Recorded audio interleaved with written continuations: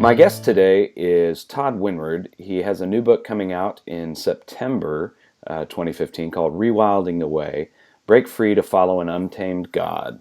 And he is joining us from his house in New Mexico, which we just realized is just up the road from my in-laws. So just up the Rio Grande, that's yeah. right, Just yeah, up the just up road. the river. So thanks for coming on and talking to us about this book. Oh, my pleasure, Christian. I'm really glad you can connect all the way from where you are to where I am. That's right. Yeah, yeah. So this book is a fascinating kind of I wouldn't call it a manifesto, but it's certainly challenging. It kind of takes a lot of our present relationship with church, with each other, with the world, with materialism, and challenges us to take a new perspective on it. And one of the things that I thought was really fascinating about your book is that you talk about that we have all these addictions to various things in our culture, and that we actually seem to equate the degree to which we are addicted to these things, like technology, consumerism, and such, with affluence or prosperity or status. So I wonder if you could kind Yeah. of unpack that a little bit. All right, I'll do my best Yeah. to unpack that. Yeah, I mean, it's interesting how affluence and almost the very dependence upon material objects that we have is a sign of success and a sign of victory. But I don't know if you've ever had too much of a good thing, but I sure Yes. have. Yeah.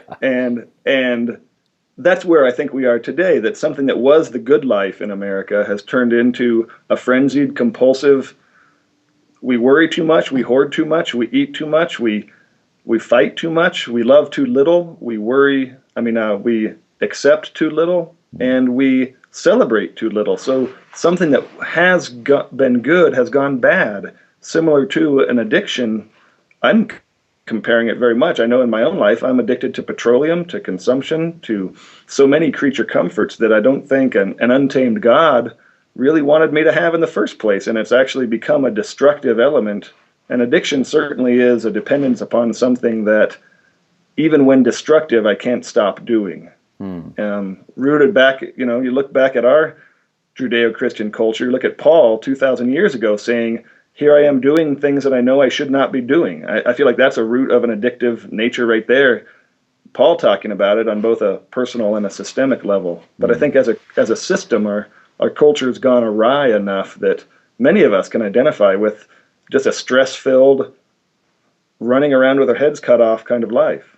Well, and you level a fairly broad critique against all sort of contemporary Western systems we familiarize ourselves with every day, or depend on even. But you also level that same degree of critique on like an internalized analysis of yourself, like you were just mentioning. And I wonder, to what degree are you still trying to change those? Like, if you could describe sort of your current state and how you live counterculturally, but also how you're either trying to continue to free yourself from those addictions or just make peace with the fact that we're all sort of hypocrites to some degree. I guess maybe I'll try to mention two examples. Okay. About 5 years ago, my wife and I made a commitment to living in a yurt. And up until this last year, we've lived with our son, our 10-year-old son at the time, in 2009, basically. We moved into a 30-foot diameter yurt, moving from a small adobe house into that. But we began to carry our own water. We began to heat only with a wood-burning stove, and it was pretty much a glorified tent with a decent amount of insulation. But it was wilderness living, and we also then still would go and do our jobs and such. But here we are living primitively, carrying water like millions of other people across the globe. It helped me realize how precious water was. But then, I'm addicted to Netflix. I have a Prius. I have a cappuccino maker. I'm definitely a yuppie hippie in terms of that. And there's great things about our culture and the good life that we've chosen. That, like, one of the things where I'm still struggling and the kind of giving myself an out and some grace is what we call unique happinesses. Things that are wonderful luxury items like coffee. I love coffee. I love chocolate. Um, these are things that are hard to grow in New Mexico. Right. These are things that I'm willing to call an indulgence, a first world affluence, and I'm going to say, I love that. And right now, I'm happy to keep that. At the same time, I'm trying to do what we call a bioregional food covenant, where this is a 25, 75, 100 is what we call it. That by the year 2025, I will source 75% of my food from within 100 miles. Mm-hmm. So to say that again, just in 10 years, by 2025, I'll have sourcing my food, 75% of my food, within 100 miles. In northern New Mexico, that's a big challenge. It is. And it probably is anywhere, but if we can do it, I figure most places in America can do it. Yeah. But it's a patient 10-year period. It's thinking like a tree, but not thinking like a tectonic plate. We don't have that much time, nor do I can't be that patient. There's a level of urgency, but a level of solidarity with friends. So we started to source what was possible in our region. So we do everything from grow regular vegetables you might expect to getting some local beef and a buffalo from the Taos Pueblo, but also growing things like quinoa or high mountain altitude corn that adapt well to our environment, where it's 8,000 feet and cold in the winter. It's 2 feet of snow in the winter. Mm-hmm. You know, it's interesting. Having lived in the region, I lived in southern Colorado. A lot of people don't really conceive of the scarcity of water to the degree that it is there. It's high desert, and you know, living in Portland right now, where people power wash their driveways, and I was stunned when I got here and saw how people, you know, they have these bubblers on the street that run constantly, and I was actually shocked by it. But now it's become normalized for me. I had a friend who was a water expert, and he actually was doing some of this as well. Like he would realize that people could actually fallow their fields with like winter crops, like sorghum and things like Right. that didn't require water at all. So some of it is just that we've become sort of industrialized, even in our agriculture, I think. In having those conveniences of I want this thing and I want it in the winter, I want it in the spring, I want it in the fall. I don't want to have to pickle or freeze it or what have you in order to have it. So some of that, I guess, is going back to living with the cycles of nature a little bit more. Certainly, and adapting to local customs. You know, some of our best maps, especially nautical maps, have the, you know, across shallow reaches and shallow reefs and things that says, you know, local knowledge required, you know. Mm-hmm. And in our universal knowledge system and in our universal approach to concepts and things, yeah, as an American, I think I should have what I want, when I want, whenever I want, from wherever I want, because I'm an American. So of course I should be able to have those things on a whim or on a click. Mm-hmm. And that's just not that's not a doable and sustainable way of being. It's not the way God wanted us to act. It's not the way our tradition expects us to act. It's not the way nature tells us to act. It's a recent phenomenon that I unfortunately am addicted to, that expectation. And so learning that there are seasons. I think the wilderness has taught me a lot. I've been an outdoor guide for 30 years, leading people into the wilderness. And that wilderness sojourn where you step away from culture in order to prophetically look at culture, in order to look at your own dependency upon culture, upon mother culture, upon unconscious expectations, whether it be wireless hookup or food hookup or anything. I think the wilderness and being away from things has taught me to love the things that I can love in the right season. So you touched just a little bit on a few things here that, you know, for someone who lives in a fairly highly industrialized like metropolis like myself, I look at the sort of invitations or even challenges that you present in this book.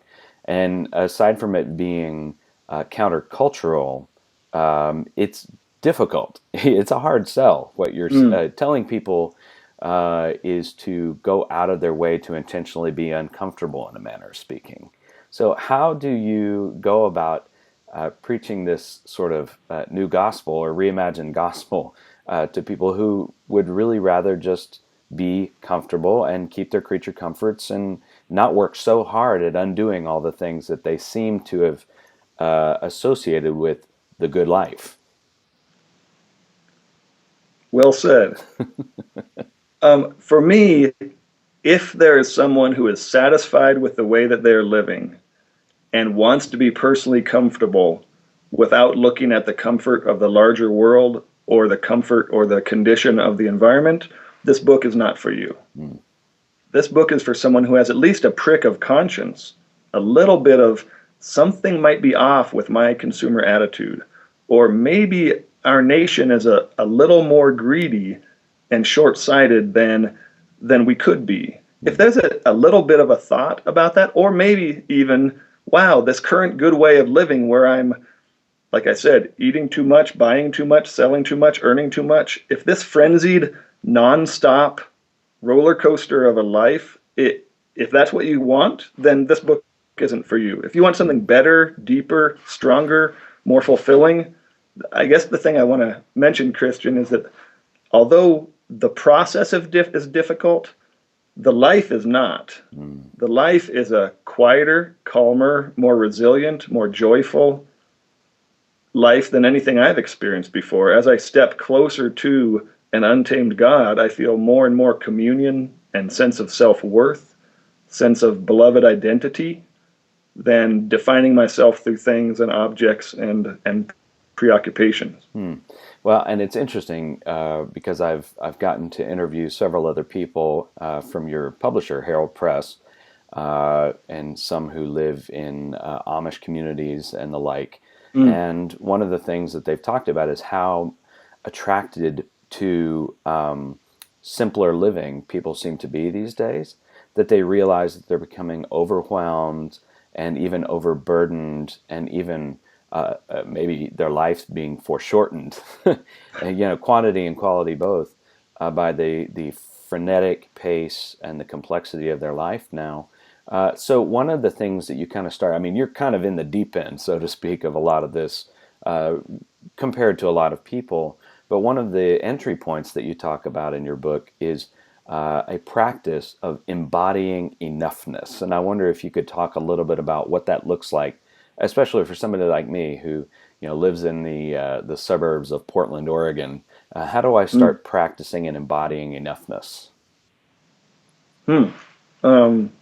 Yeah, the theme of autarkeia, the Greek word autarkeia that Paul writes about when he says, I have learned the secret of contentment, whether in times of hardship or times of affluence, is basically what he says. And through experiential testing, I believe Paul, who just, he walked just thousands of miles, this guy. He traveled. He was a tent maker, and I believe, therefore, he was a tent user. Mm. He tented. He says very clearly, if we have food and shelter, let us be content with that. This level of liberation that happens when you realize you don't need much. So practicing enoughness is this notion of being able to do all things through Christ who strengthens me, is what Paul says. This idea of being content with all things, that we need some food and necessities, certainly. And after that, like living in the yurt, when I lived in the yurt, I didn't have a house payment. When I didn't have a house payment, I didn't need to work for as much money. When I didn't need to work as much money, I had 20 more hours a week that I could do whatever the heck I wanted. So there's a liberation there. If we're willing to have a little bit less square footage, maybe a little bit less of an expensive wardrobe, there's an amazing liberation. And I think most people resonate with that. I have some almost urban monk friends in Albuquerque, some Mennonite friends and some alt Mennonite friends and some other secular folks who specialize in buying nothing new. They live in a huge sprawl of a town. They've developed a bike culture.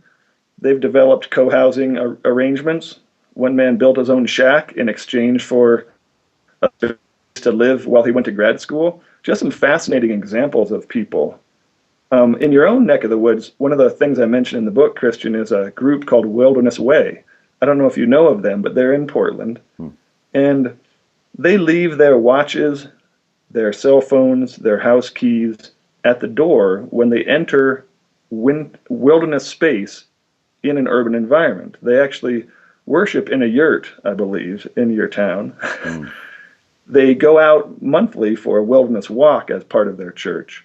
But they've incorporated both reality and more metaphor of how do you live wilderness while living in an urban place. That's one of the more fascinating things. And I don't want it to just be a yuppie vacation for, a little token thing. The idea of one of their songs is quoted in my book, "Can we be manna for each other? Everything we need is right in front of me. Everything we need is right in front of me." And this idea of manna and enoughness, and can we be the supports we need to have enoughness? This is celebration and communion. It's not rigor and hardship. Well, and it reminds me of a movie on Netflix that I watched recently called Happy, I think, and it's a documentary about what happiness is and how we achieve it, and how different cultures are more or less happy, and how generally it doesn't correlate to their affluence at all. That's right. And how actually some of the there is a threshold at which people tend to find sort of a base level of happiness, but after that it does not improve. In fact, it can even decrease with more materialism and achievement oriented kind of mentality. But the other thing that I noticed was the more people head in that direction, also the more they buy into this mentality of independence rather than interdependence, and that seems to move people away from happiness. And one example of that you talk about in your book is creative housing, and you were just sort of touching on it a little bit just a minute ago. I wonder if you could talk a little bit about your plant-based activism and creative housing, and how those kind of tie into this personal experience of maybe greater peace or happiness in a way that's very counterintuitive for an American today. Yeah, I'm not sure what you mean exactly by plant-based activism, but place-based activism, and land-based activism, and watershed-based activism are some of the terms that I use. Okay. And that idea of purposely choosing limits, purposely as an unplaced, displaced American to become replaced. Replacing ourselves is a term that is very useful, I think, in the notion of when we replace ourselves and we say, this is my watershed, these are my limits, these are the things that grow here, these are the things I can cultivate, this is how my taste buds need to adapt. And food is an easy place to start from, of beginning to say, I want to source most of my food from within 100 miles. Well, then what can't I eat? What can I eat? Can I be happy with that? This is an experiment. I mean, I don't know if I can be happy with what's available within 100 miles here.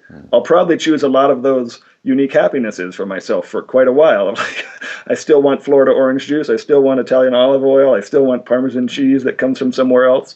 I love food. I'm not going to deny that. Yeah. And as I move forward, though, I learn to find happiness in what's available. And I find a new kind of happiness in networks. For example, there's so much reskilling that needs to happen today, Christian. I'm sure you guess this.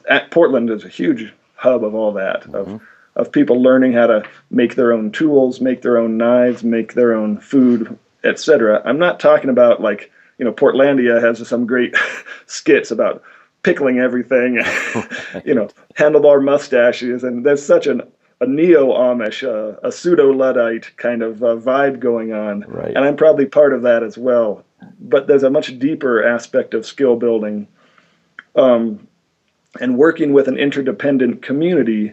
I have a nonprofit that I'm the board president of, but my friend Daniel Hutchison developed a nonprofit called Locology, and he's the executive director, and I help him out when I can. But we're learning to be land-based people, moving from passive consumption to active production in all aspects of our lives. So to be a producer rather than just a consumer, So we're doing, we're making cheeses together. We're learning how to butcher our animals. We're learning how to grow high altitude quinoa. Some of this experiment fails. We have a few decades, I think, for us as a culture to get it right and to learn how to live elegantly and more simply on the land using less energy and less resources in a joyful way. And it's a pretty exciting thing to think of it as an elegant energy descent, where we're using less, because really we're rapacious right now.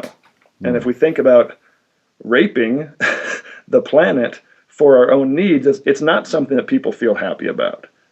It's not something that's good for our grandchildren or our great-grandchildren. So being in an interdependent, joyful community that's learning to share with one another, there's so many great urban experiments, probably in your town as well as Albuquerque, where I have a lot of friends who, Mennonites have kind of quietly invested in several neighborhoods that they call the Mennohood. And the Mennohood, they're cleaning up community parks, they're building soccer fields for kids, they're doing some urban homesteading. And it's not just a fad, it's a way of life. People are, secretly putting composting toilets out in their backyards and not telling the city officials. They're using hugely less amounts of water and then using that water again and again. And that's just a habit that we need to start having. And it's actually a pretty amazing thing. But kind of there's such a cult of ease and comfort that we think is good for us. But, having something 24/7 at my hands at any moment, being able to buy anything I want, whenever I want, for me reduces the joy of having that thing.